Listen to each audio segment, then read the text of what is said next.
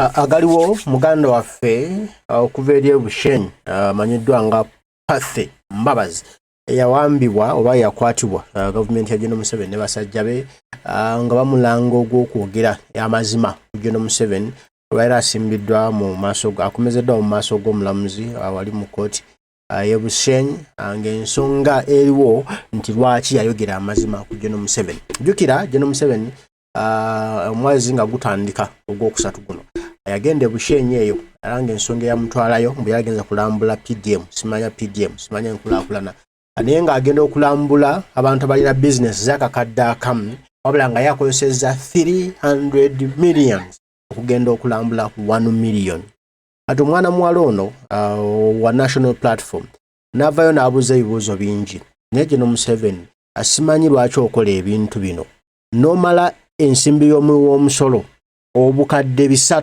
n'obikozesa okujja e Bushenyi okulambula project ya kadde kamu nti oba oyagala eggwanga lino oba alowooza bulungi by'oba bikola bulungi oba masaali ekyo kyamukwatisa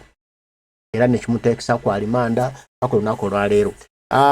Wano bagambye nti supporter and sympathizers of National Platform no district registrar for district registrar District Registrar for Bushenyi, Miss Pathy Mbabazi, have gathered at the Bushenyi Chief Magistrate's Court where she is appearing on charges of hate speech against President Museveni and his son, General Muhoozi Amazima. Mbabazi, 28 years, was arrested by police in Ishaka Division, Bushenyi District on 3rd March 2025 and is currently on remand at Namushekera Government Prison. Ostegedde Mbabazi Pathy na myaka 28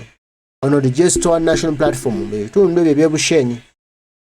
nakuzo mwezi 3 bamukwatira basoka kumuwamba n'abuzibwawo wabula ne kutegereka naye yali atwaliddwa ku police y'e Bushenyi ono yagulwako omusango mu kkooti mu maaso g'omulamuzi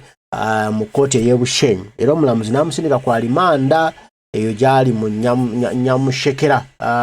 Government Prison ng'ensonga emwe muvunaanisa yayogera amazima nansonga nkuwa ebigambo byagamba General Museveni ebigambo ebyamuviirako ba General Museveni byagamba muno bya bulimba mbuno yamunyiiza nnyo hurting the person of the president and his son bigambo bye bino ine rugaba wajizira Bobo Wine omusanjira ine kondomu wasanga ine na nenja kine rugaba stane te katandika gege kahendera iwe nasona family yanyu yune katandika mustani kandi tumukubasa kuhendera mutimanye ngo Bobo Wine akabarenga nimwaje mbe ndeba swarya amagezi make arushenya hariyo nagambe bitine kakwati no basota kwimuka noza kurambura PDM ya miliyoni moka 6 billion zishatu za kubenzihereza amasomero abasomera abana nabasomaje abantu nabafune marwaro inguto zikakorwa ngo no kurambura miliyoni ukakoresa billion zishatu mureke kutusuruwara hostane tekatani kage kahendera ebyo biro tubiro wa Bobo Wine biza kugarukira abo bamuketwara ngo murya barokore no mburokore tumurumu no mukusamera kahiji za nyabingi abachwezi nabo tubatenda sagama mukazo mushagama ense barjiro mu ngaro mwikirize oyo munaffe Pathy Mbabazi coordinator National Platform ebigambo byayogera era bye bigambo bye byanyize nnyo General Kaguta Museveni nanyega nti ngamba otya amazima yabayita bakanywa musaayi ibbo bamanyidde kutta abantu okitegedde nti yagenze mu office ya Kyagulanyi n'agamba Museveni yasanze mukondo munebirala okitegedde naye n'amubuulira ye amazima kikyali eno Muhoozi kaine rugaba ate byabanyiiza nnyo byabaluma nnyo nga balaba ababuulidde amazima agaddala bocci kye bakola ki kye bali kati yasobola n'atwali bwe bamuwamba namutwala maaso g'omulamuzi nakusomezi zaali 5 nakusomezi zaali 5 zaali 5 ennaku z'omwezi bwe bamutwalirayo era bwe bamutwala mu maaso g'omulamuzi ennaku z'omwezi nga 5 omulamuzi okumusindika kwa alimanda so ne Secretary General yaliyo ku olwo naye kati olwaleero amawulire ge tulina comrade waffe ono Mbabazi Pathy abasajja bamusesemye kubanga ali tebalina bujulizi nga tebalina kibayinza kutugamba okitegedde nga tebalina kibayinza kumuteekako kiri awo kya mulamwa kubanga byonna bali tebiriimu baluya ba national platform banamateka babimerengudde ne babikuba byonna ne okitegedde ne babifutubaza wali gye Museveni n'asoberwa eka ne mu kibira kikyayinza okugamba ensi nga ddala tekiriiwo okitegedde kuba byonna byayogera gweokwata otya obukadde 3 obw'ensimbi zaffe eza Uganda wano obukadde bimeka 3 n'obikwata n'ogamba nti ogenze kulambula nkulaakulana mu bitundu bya Bushenyi tugambe nti Western Uganda nga ogenzeyo kulambula nkulaakulana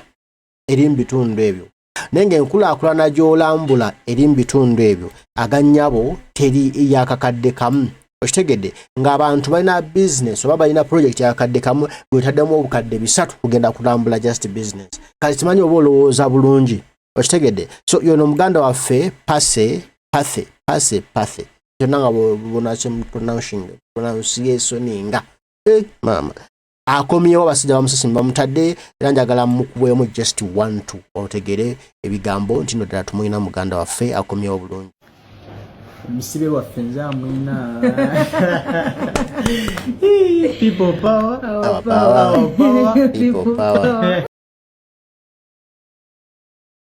tumufune bulungi Musibe waffe nze amwina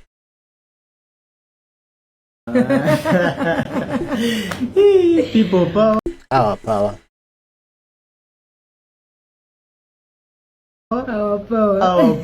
people power ndoza omulayi bulungi omusajja wankwata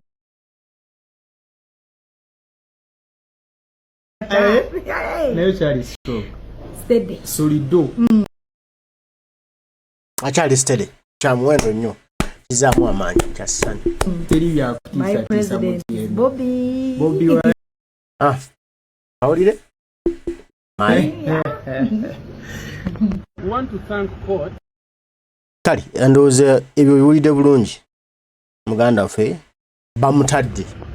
bamuyimbudde Our sister Mbabazi Pathy this bail because she has really, court has really been fair.